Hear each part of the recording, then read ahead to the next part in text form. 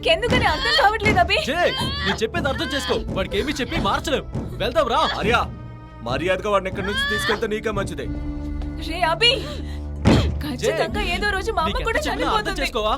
మా అమ్మ లేని లోకం నాకు శూన్యమైపోతుంది. మా అమ్మని ఎవరు కూడా రీప్లేస్ చేయలేరు. మా అమ్మ చనిపోయినప్పుడు ఏడుస్తాను, కృంగిపోతాను. బాధతో నేను గట్టిగా అరుస్తాను. కానీ నీలాగా మాట్లాడకుండా మౌనంగా ఉండను. నువ్వు ఒకసారి మాట్లాడు, నేను వినాలి. మెంటల్ కండిషన్ ఏం బాలేదు. రా వెళ్దాం. చెప్తుంది నీకే. పైకి రా.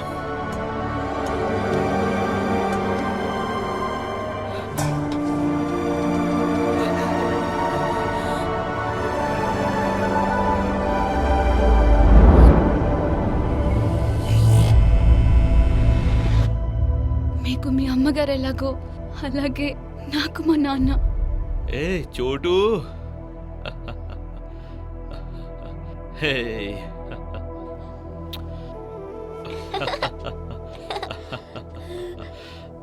అభిషేక్ని కిందకు దించు.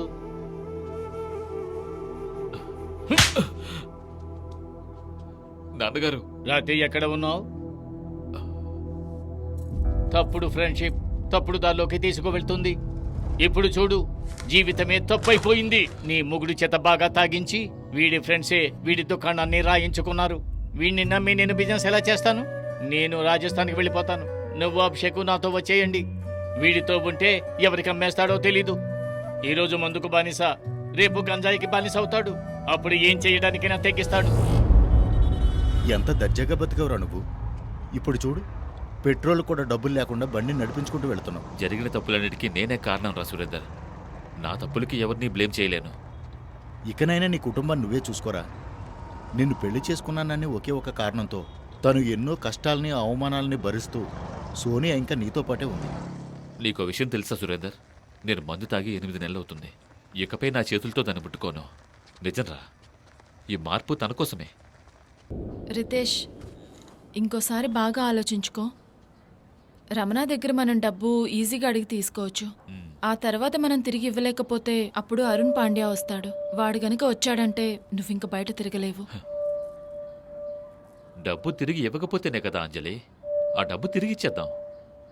కానీ వాడి స్కూల్ ఫీజు వెంటనే కట్టాలి. నువ్వు అందుకోసమే డబ్బు తీసుకుంటున్నావని నాకు తెలీదా? రితేష్, నేనొక మాట చెప్తాను, నన్ను తప్పుగా అనుకోకు. చెప్పు. అభిషేక్ బాగా చదివే అబ్బాయి. వాడు ఏ స్కూల్లో చదివినా గానీ బాగానే చదువుకుంటాడు. ఆ డబ్బున్న వాళ్ళ స్కూల్లో చదివించడం కోసం ఆ అరుణ్ పాండ్యా దగ్గర డబ్బులు తీసుకోవడం అనేది చాలా రిస్క్గా అనిపిస్తుంది. వాడు గవర్నమెంట్ స్కూల్లో చదివినా కానీ నేను పడే కష్టాలు మాత్రం తీరా. ఇప్పుడు వాడు చదువుతున్న స్కూల్లో చాలా సంతోషంగా ఉన్నాడు. అక్కడ వాడికి చాలా మంది ఫ్రెండ్స్ ఉన్నారు. వాడు సంతోషంగా ఉంటేనే నాకు సంతోషం. అందుకోసం నేనేమైనా చేస్తాను. అయినా కూడా ఒకసారి బాగా ఆలోచించుకో. ఇలా చూడంజలి, నేను కొడుగ్గా మంచిగాను లేను, మంచి భర్తగా కూడా ఉండలేకపోయాను. అట్లీస్ట్ ఒక మంచి తండ్రిగా ఉండాలని ఆశపడుతున్నాను.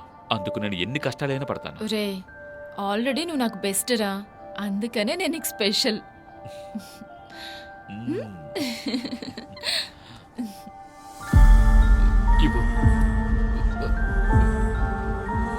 అబ్బో, తట్టుకోలేకపోతున్నానే.